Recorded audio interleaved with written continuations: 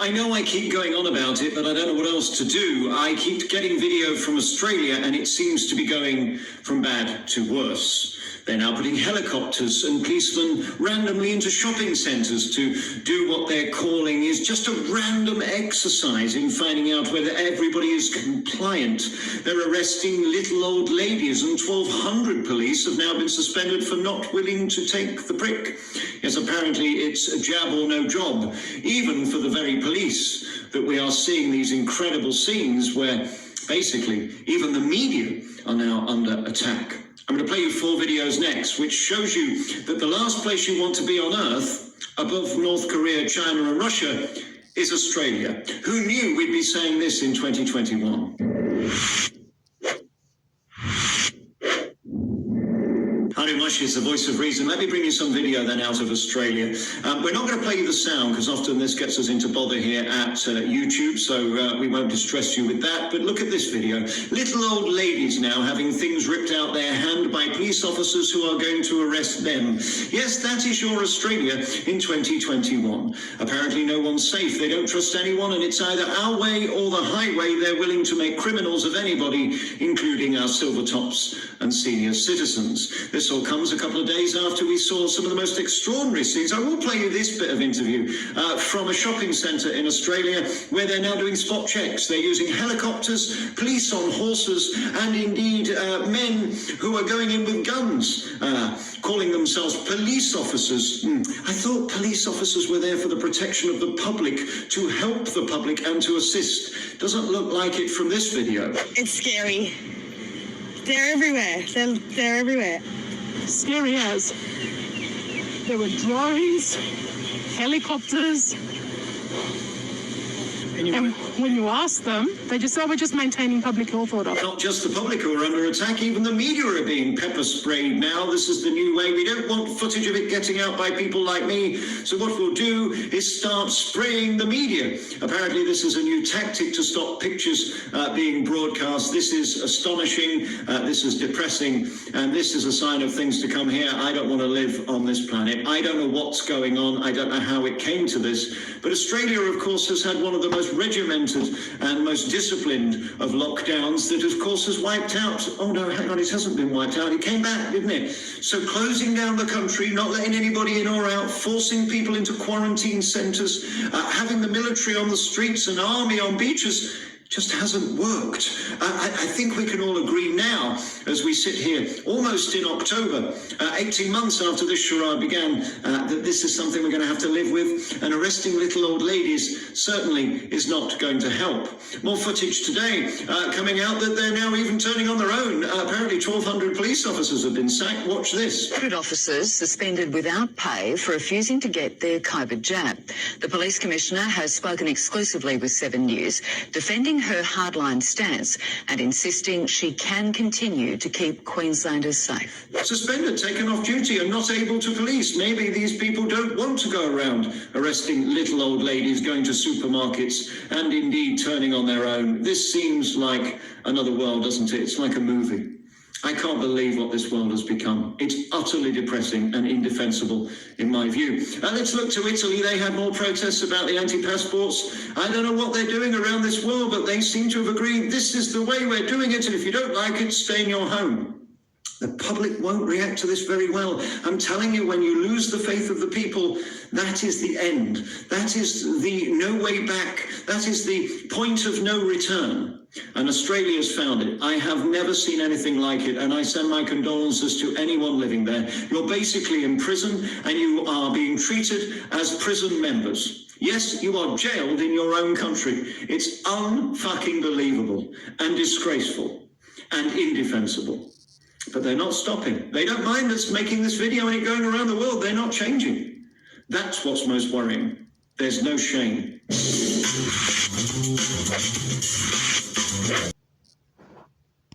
Help people, read your arms, but yeah, got this job to help people, that ain't helping, mate. Just give me a few months and it will be the rubber bullets getting shot over here and you'll be standing there just following orders. Yeah, you tell them. Hey, you can't read the signs.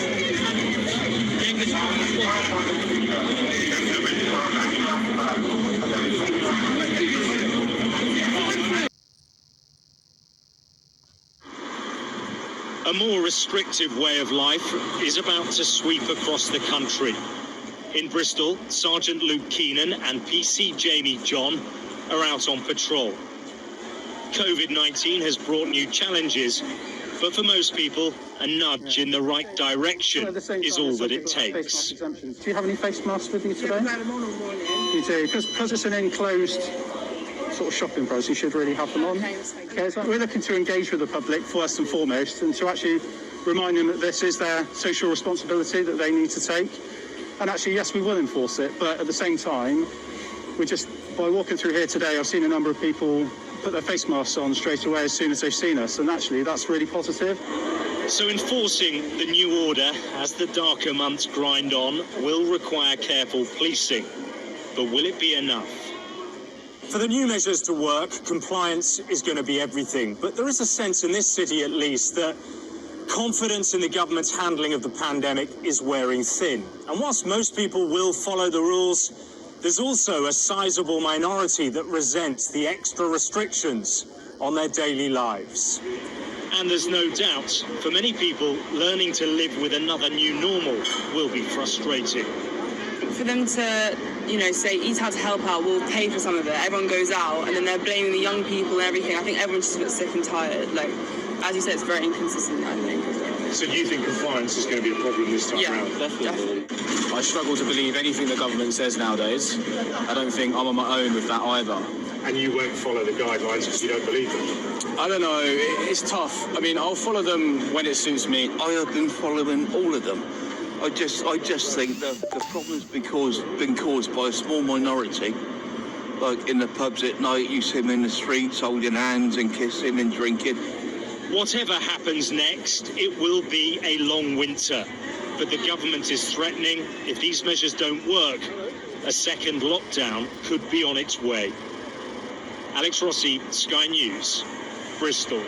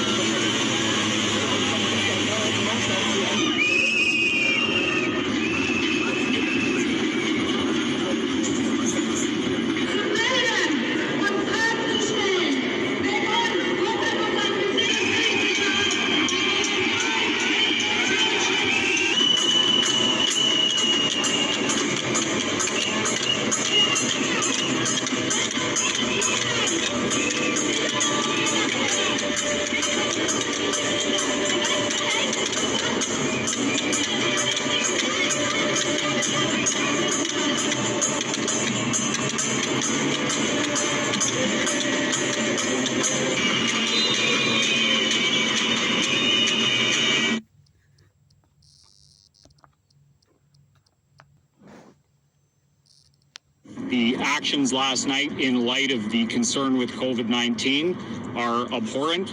The participants should be ashamed of themselves.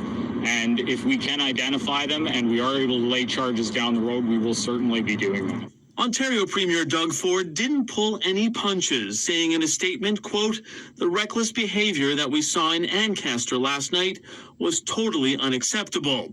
And it came just hours after Ontario announced stricter limits on outdoor and indoor gatherings. Cities across Quebec have increased police patrols to now include bars and restaurants, ensuring health guidelines are being followed. Brampton, Ontario has been just as aggressive, and it's paid off. We had bylaw out in full force this weekend, but there was only 3 tickets that had to be issued. And I'll put that in context. Our worst weekend in July, we had to issue 120 tickets. And if there isn't more of that, we could see more of this. Thousands of cars sneaked around the home of the Ottawa Senators to get tested for COVID-19 at this pop-up facility. Dozens of paramedics from across the region came together over the weekend to take some of the pressure off of other testing centers that have been overrun. Yeah, Brewer Park would have been insane trying to stand in line with him for hours on end. With a sick child, Jackie Lorette chose to sit in her car for 4 hours instead. And with schools being very strict, she's weighing another difficult decision. Any symptom they show at school, it's either you get tested or they send us home. Kind of thinking of switching them to homeschooling. Some say health officials should have anticipated increased demand for testing as students went back to school. Those on the front lines contend they're trying to be as nimble as possible. The speed at which the hospitals, our paramedic partners, and the community have adjusted, we're doing the best that we can with the amount of resources that we have to work with. But more may be needed as the province and the country brace for the second wave of COVID-19. Mike Lecouture, Global News, Ottawa.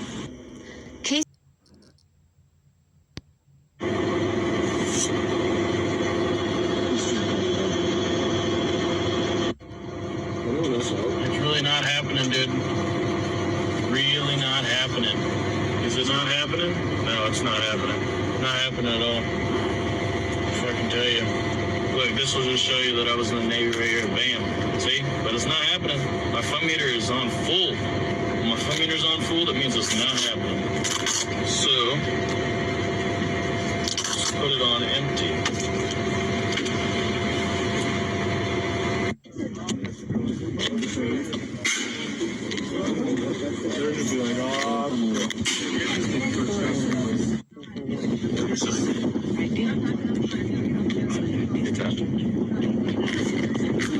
It's not happening. Don't worry.